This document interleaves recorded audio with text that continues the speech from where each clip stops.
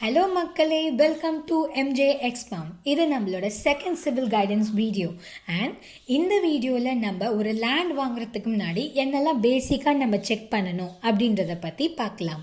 So first நீங்கள் ஒரு land வாங்க முடிவு பண்ணிட்டீங்கன்னா அதில் 3 முக்கியமான விஷயங்களை நீங்கள் நோட் பண்ணணும்.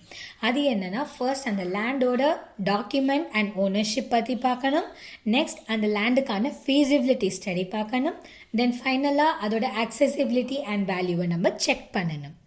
ஸோ பேசிக்காக என்னெல்லாம் டாக்குமெண்ட் தேவைப்படுன்றதை பற்றி நம்ம இப்போ பார்க்கலாம்.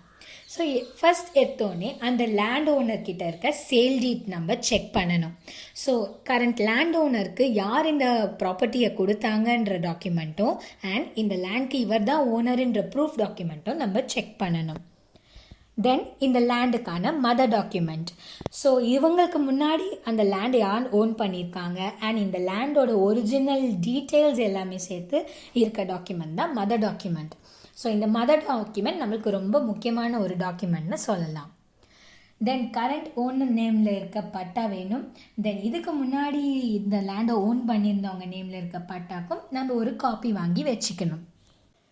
இஃப் சப்போஸ் இந்த லேண்ட் வந்து ஒரு ஜாயிண்ட் அக்ரிமெண்ட் போட்ட லேண்டாக இருந்தால், அதாவது பிரதர்ஸ் சிஸ்டர்ஸ் இல்லைன்னா ஒரு லேண்டை 2-3 பேர் ஓன் பண்ணியிருக்காங்க ஜாயிண்ட்டாக, அப்படின்ற பட்சத்தில் ஒருத்தருக்கு தெரியாமல் இன்னொருத்தர் விற்கும்போது நம்மளுக்கு இஷ்யூ ஆயிரும்.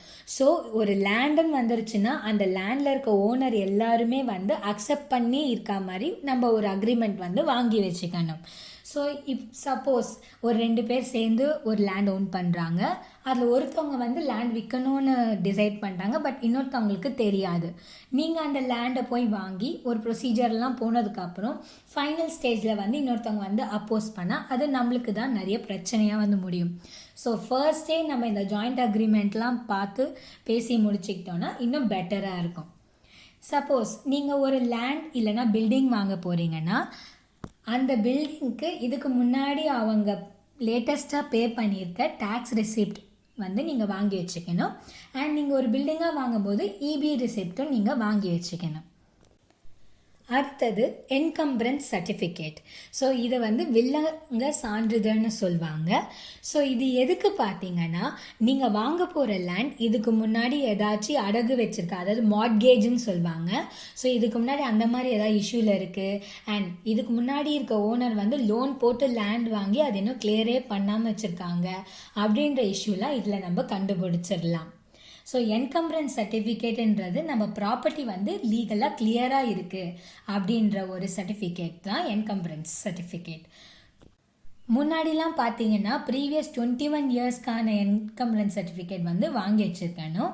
பட் இப்போ கரண்ட்லி பார்த்தீங்கன்னா அந்த ஒரு பர்டிகுலர் ப்ராப்பர்ட்டினா அந்த ப்ராப்பர்ட்டிக்கு 1971 கரண்ட் டேட் வரைக்குமான என்கம்பரன்ஸ் சர்டிஃபிகேட் வந்து நம்மளுக்கு தேவைப்படும்.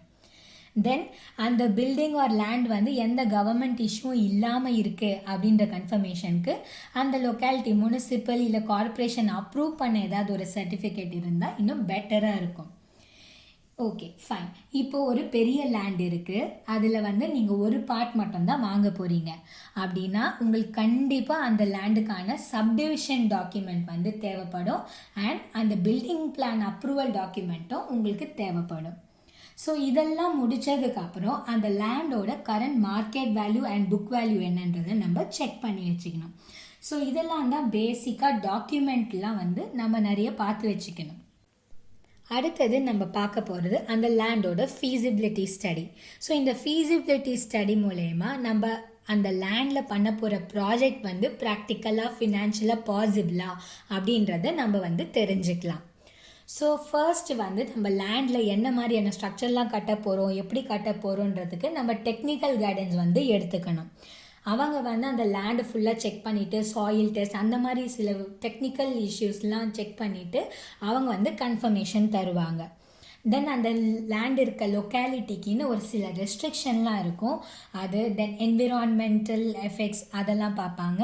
தென் நம்ம ஸ்ட்ரக்சருக்கு சில அலோவன்சஸ்லாம் இருக்கும் லொக்காலிட்டி பேஸ் பண்ணி, அதெல்லாம் கம்ப்ளீட்டாக செக் பண்ணி தரது தான் இந்த ஃபீஸிபிலிட்டி ஸ்டடி. தென் ஃபர்தராக இஃப் சப்போஸ் நீங்கள் ஒரு ப்ரொமோட்டர் இல்லைனா ஒரு ரியல் எஸ்டேட் கிட்ட ஒரு பிளாட் வாங்க போகிறீங்கன்னா அவங்களோட ப்ரீவியஸ் ப்ராஜெக்ட்லாம் செக் பண்ணி வச்சுக்கிறது நல்லது. அண்ட் அந்த பண்ண ப்ரீவியஸ் ரிவ்யூஸ்லாம் நம்ம பார்த்துக்கிட்டா நம்மளுக்கு இன்னும் பெட்டராக இருக்கும். ஏன்னா இப்போ யார் உண்மையான ரியல் எஸ்டேட் ப்ரமோட்டர்ஸ் யார் பொய்யானவங்க நம்ம கண்டுபிடிக்கிறதே கஷ்டமாக இருக்குது. அண்ட் இந்த பிரச்சனை சால்வ் ஆகிறதுக்காக நம்ம தமிழ்நாடு ரியல் எஸ்டேட் ரெகுலேட்டரி அத்தாரிட்டின்னு ஒன்று இருக்குது. இவங்க என்னன்னா இவங்க உண்மையான ஒரு ப்ரமோட்டர் அண்ட் இவங்க கொடுக்குற லேண்ட் உண்மையானது அப்படின்ற ஒரு அப்ரூவல் சர்டிஃபிகேட் ஒன்று தராங்க. இது கரண்ட்டாக ஒரு மேண்டேட்டரி சர்டிஃபிகேட்டாகவே மாறிட்டு இருக்கு. ஃபைனலி எல்லா லீகல் கிளியரன்ஸும் முடிஞ்சதுக்கப்புறம் பர்சனலாக நம்ம ஒரு லேண்டு வாங்குறோன்னா அது இப்படி இருக்கணும், இங்கே இருக்கணும், நம்மளுக்குன்னு ஒரு எக்ஸ்பெக்டேஷன் இருக்கும் இல்லையா? ஸோ அதெல்லாம் கிளியர் பண்ணிக்கணும். லைக் லேண்ட் எங்கே சிச்சுவேஷன் ஆகிருக்கு, நியர்பை என்னெல்லாம் அவைலபிளாக இருக்குது, ஒரு எமர்ஜென்சி பர்பஸ்னால் நம்மளுக்கு ரீச் பண்ணுற மாதிரி எல்லாம் இருக்கா அப்படின்றத பார்க்கணும். முக்கியமாக அங்கே இருக்க வாட்டர் அவைலபிலிட்டி அண்ட் எலக்ட்ரிசிட்டி பற்றிலாம் தெரிஞ்சு வச்சுக்கணும். இது மோஸ்ட்லி நம்ம ஃபீஸிபிலிட்டி ஸ்டடியிலே இன்க்ளூட் ஆகிரும். தென் அந்த லொக்காலிட்டிலாம் செக் பண்ணிவிட்டு எல்லாம் உங்களுக்கு ஓகே ஆச்சுன்னா நீங்கள் அந்த லேண்டோட ஓனராக மாறலாம். ஸோ இதெல்லாம் ஒரு பக்கம் இருந்தாலும் ஒரு சின்ன ஒரு விஷயம் இருக்குது. அதுனா FSI அப்படின்னு சொல்லுவாங்க, அதாவது ஃப்ளோர் ஸ்பேஸ் இண்டெக்ஸ். ஸோ இது என்னென்னா ஒரு பர்டிகுலர் லொக்காலிட்டிக்கு ஒரு லேண்ட் இவ்வளோ ஸ்கொயர் ஃபீட்டில் இருக்குன்னா அதில் நீங்கள் இவ்வளோ ஸ்கொயர் ஃபீட்டுக்கு மட்டும்தான் நீங்கள் பில்டிங் கட்டணும் அப்படின்ற சில ரெஸ்ட்ரிக்ஷன்ஸ்லாம் இருக்கும். ஸோ இது ஏன் நான் முக்கியம்னு சொல்கிறேன்னா, நீங்கள் லேண்டு பெருசாக இருக்குன்னு வாங்கிட்டு தென் இந்த FSI பேஸ் பண்ணி உங்கள் ஸ்ட்ரக்சர் சின்னதாக தான் கட்டணுன்ற மாதிரி சுச்சுவேஷன் வந்துச்சுன்னா தென் அங்கே நீங்கள் டிசப்பாயின்மெண்ட் ஆகக்கூடாது இல்லையா? ஸோ இந்த FSI சின்ன விஷயமா இருந்தாலும் சம்டைம்ஸ் இது ரொம்ப ஒரு பெரிய இஷ்யூவாக தெரிய வாய்ப்பு இருக்குது. ஸோ இதெல்லாம் செக் பண்ணி நீங்கள் பர்ஃபெக்டாக ஒரு லேண்ட் வாங்கிட்டீங்கன்னா நீங்கள் சூப்பராக உங்கள் ட்ரீம் ஸ்ட்ரக்சரை அங்கே கன்ஸ்ட்ரக்ட் பண்ணிக்கலாம். ஸோ